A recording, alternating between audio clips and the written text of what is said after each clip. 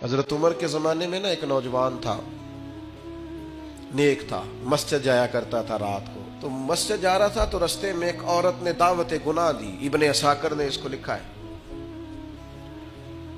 तो नौजवान था, ख्वाहिशात थी, कुछ तबीयत माइल हो गई। अभी उधर जा ही रहा था कि किसी ने आयत पढ़ दी, वाली मन खाफ मकाम रब्बी जन्नतान, जो रब के सामने खड़े होने से डरेगा अल्लाह 2 जन्नतें देगा। वाकई डर गया वो, वाकई डर गया। इतना डरा कि बेहोश होके गिर पड़ा।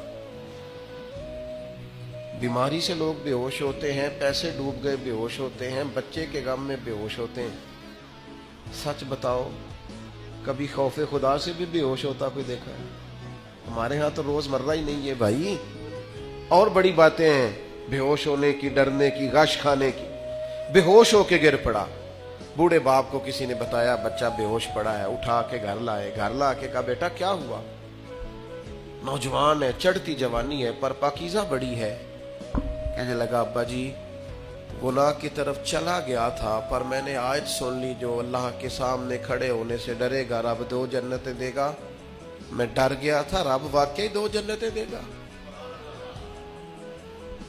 बाप रो पड़े, अब्बा जी की आंखों में आंसू आए और कहा पुत्र अल्लाह बड़ा मेहरबान है, उसके वादे सच्चे हैं, वाकई 2 जन्नतें देगा।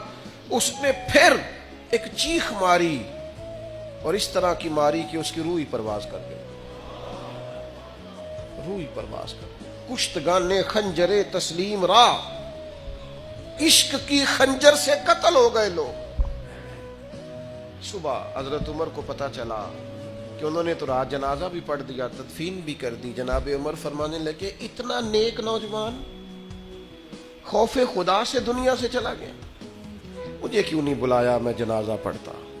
फारूक आजम फरमा रहे मेरा शौक था, मैं उसका जनाजा पढ़ता। कहा हुजूर आपको तकलीफ नहीं दी? फरमाया बताओ कब्र कहाँ है?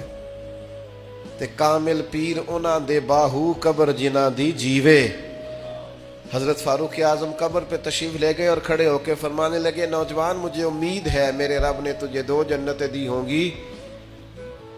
इब्ने असाकर खोल के देखो तारीख बगदाद ने क्या लिखा है। हजरत सैयदना फारूक ने फरमाया उम्मीद है 2 जन्नतें दी होंगी। कब्र के अंदर से बोला कामिल पीरो ना दे बाहू कब्र जिना दी जीवे। कब्र के अंदर से बोला, कहने लगा हुजूर उम्मीद वाली बात नहीं, रब के वादे सच्चे हैं, उसने वाकई मुझे 2 जन्नतें अता फरमाई। 2 जन्नतें दी हैं, मैंने अपने मालिक को राजी पाया।